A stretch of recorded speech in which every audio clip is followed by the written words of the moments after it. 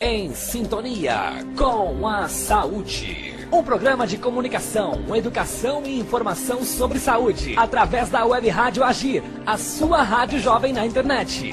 Uma iniciativa do Laboratório de Práticas Coletivas LAPRAX, com a Pró-Reitoria de Extensão da UES, PROEX. Acesse www.agir.com.br e participe!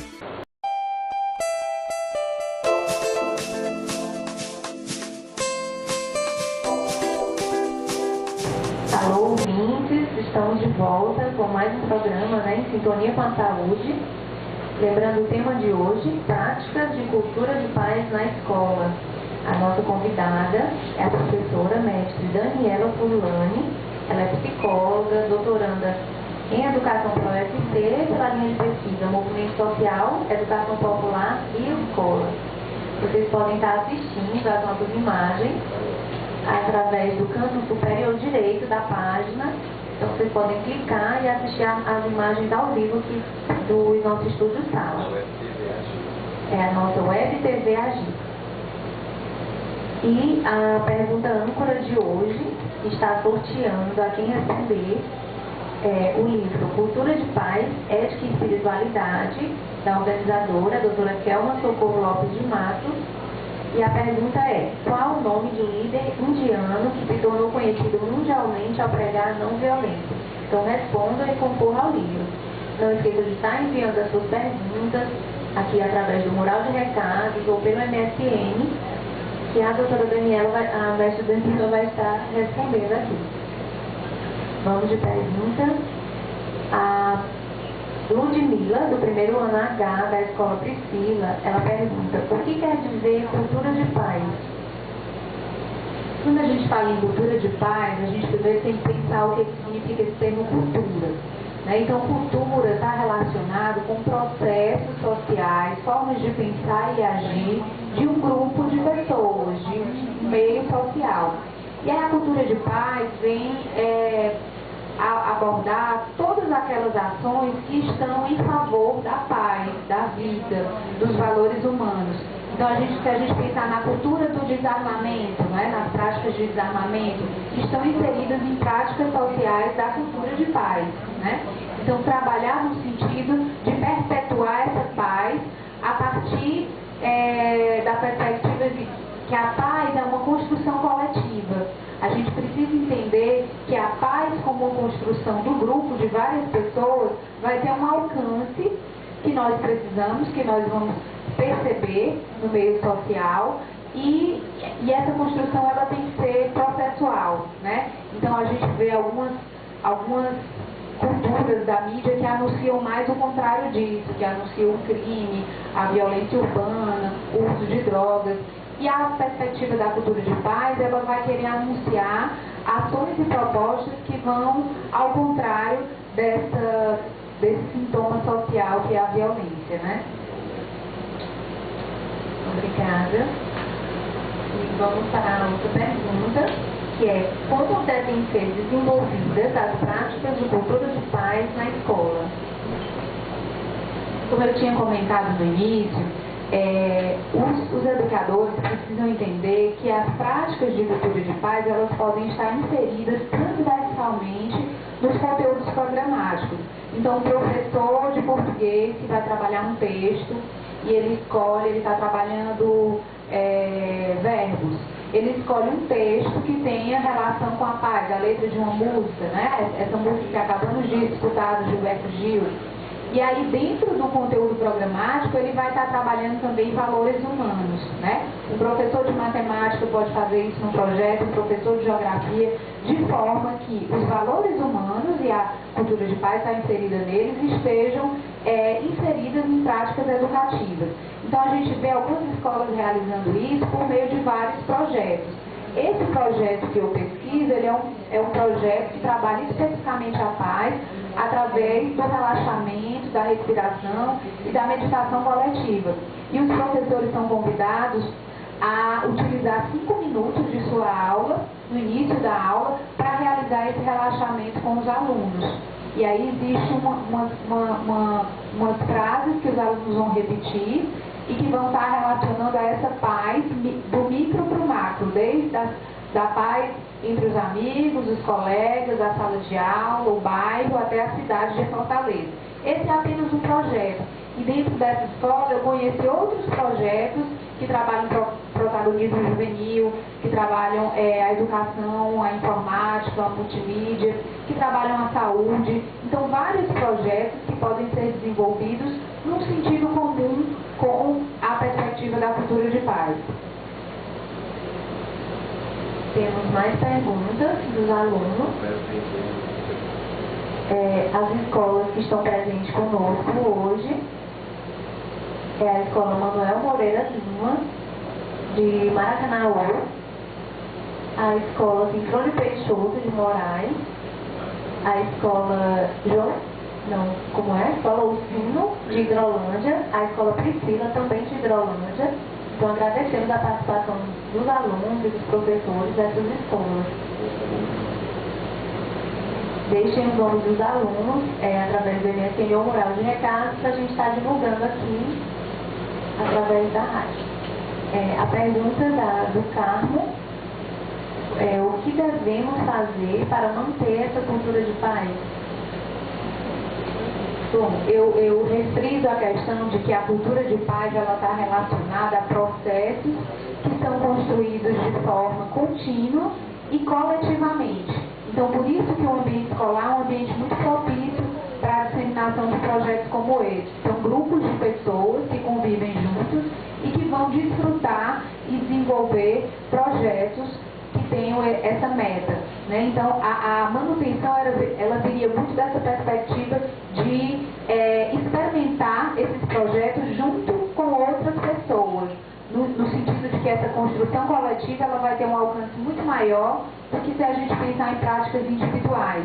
A nossa sociedade contemporânea ela já está muito inchada dessa questão do individualismo, do hedonismo, do egocentrismo.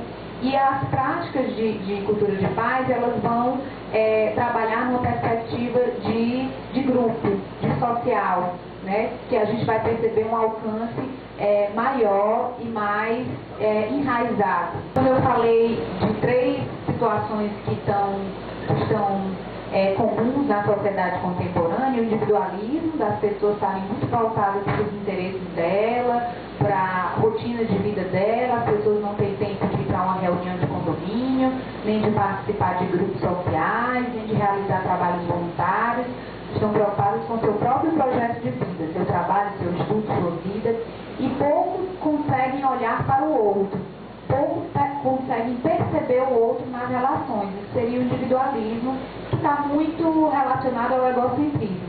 E o hedonismo, ele está relacionado à necessidade das pessoas, na atualidade, de ter um prazer imediato.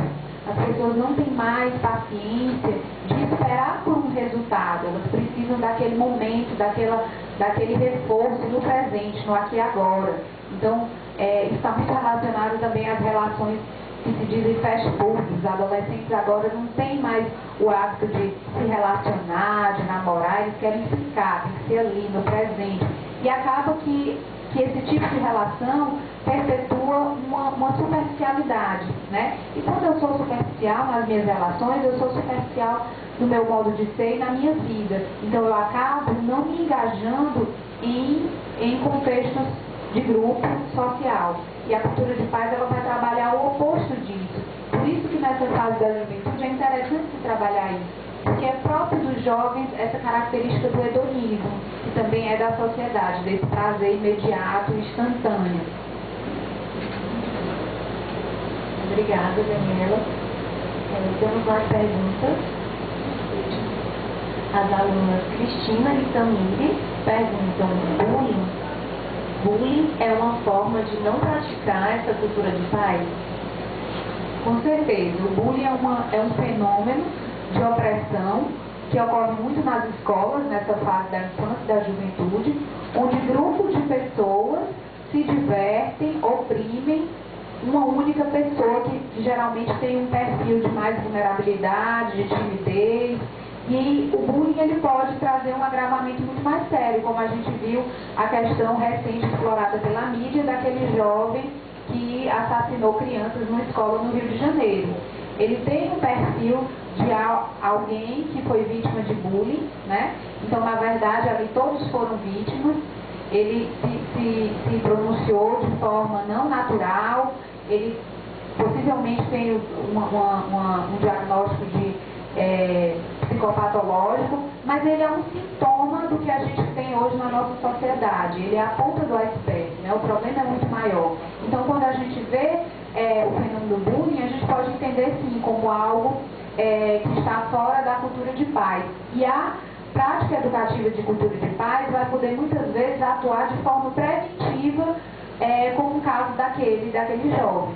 Lá na escola que eu faço a minha pesquisa, eu realizo oficinas de cultura de paz. Em uma delas, eu solicito que os alunos, após um momento de relaxamento, a gente trabalha relaxamento no sentido de diminuição da ansiedade, que é muito comum nessa fase da vida. Então, os alunos são orientados a relaxar, a visualizar uma imagem tranquilizadora, e após esse momento eu peço que eles desenhem um papel como que eles estão se sentindo. Depois desse desenho, eles são convidados a escrever uma metáfora sobre esse desenho. E depois da metáfora, eles vão explicar essa metáfora. E a maioria dos alunos desenha cenários de paisagem, de harmonia, com cores alegres. E teve um deles, há cerca de 3 semanas, que fez um desenho de um menino, de um rapaz, em posição fetal, abraçando as pernas e de cabeça baixa, sem que a gente pudesse ver os olhos. E a metáfora dele foi um mundo solitário. E ele explicou depois o significado desse mundo solitário, como dizendo que ele se sentia só toda vida que ele perdia alguém, e que ele não tinha amigos na sala de aula, e que só quem tirava ele desse sofrimento era Deus. E me chamou a atenção esse desenho, eu chamei ele na semana subsequente para conversar, e ele me explicou que ele estava naquela sala de aula, mas ele achava que ninguém era amigo dele ali, que as pessoas zombavam dele. E que esse sentimento de solidão dele estava relacionado ao fato de que fazia menos de um mês que ele tinha perdido a irmã dele ela foi assassinada pelo próprio marido. Então, quando eu me deparei com aquela situação, eu lembrei logo da situação de um jovem do Rio de Janeiro. Ele estava numa sala de aula, ele era novato, ele não se sentia bem ali, sentia que não tinha amigos, e ele estava vivendo aquele sofrimento intenso em decorrência de uma violência, né? E ele não conseguia compartilhar. Então, a gente percebe a necessidade de trabalhar isso em sala de aula de modo até preventivo. Se esse aluno não é percebido, se ele não é cuidado, será que no futuro ele não pode ser um assassino em potencial, como foi o do Rio de Janeiro, né? E aí os professores são responsáveis por isso, os educadores, porque na maioria das vezes esses casos não acontecem assim de uma hora para outra. A pessoa anuncia, a pessoa se mostra, e aí a sociedade, a escola, muitas vezes não consegue perceber isso. Então, nós, como educadores, somos responsáveis em atuar de forma preventiva, né, de tratar do bullying e de contribuir para essa disseminação de uma cultura de paz, de não violência. E muito interessante esse relato da professora Daniela, né? E vamos divulgar aqui os nomes dos alunos que estão online conosco, que é a turma do 9º C da Escola Orsino, de Hidrolândia, que tem presente a Adriene da Silvia, Ana Alice, Antônio Fernando, Edilene de Souza, Francisco Angelini, Francisco Emanuel, Francisco Henrique, Francisco Leonardo, Gustavo Silva, Jonathan Marques, José Luiz, José Rai, José Vanilson, Manuel Rodrigues, Marcela de Mendonça, Maria Alice, Maria Cristina, Marlon Soares, e Ana Jéssica, Francisco Hélio, Maria Silva e Francisco Samuel. Muitos alunos presentes da escola Orsino, né, de Hidrolândia. Um alô especial para todos vocês. Obrigada pela participação. Tem mais escolas presentes. A escola Sintrônio Peixoto, né? A Escola Manuel Moreira Lima, a Escola Sinfônia Peixoto tem os alunos Dácio, Juliana, Thalia, né? Bruna, estão presentes. Um alô também para vocês, obrigada pela participação. A próxima pergunta é da Sabrina. Antes da pergunta da Sabrina, um alô também para os alunos da Escola Priscila, de Hidrolândia. E os alunos da Escola Priscila precisam colocar um nome, né, através do Moral de Recado do BMSM para a gente divulgar aqui. Um alô para vocês também. A Sabrina, ela pergunta,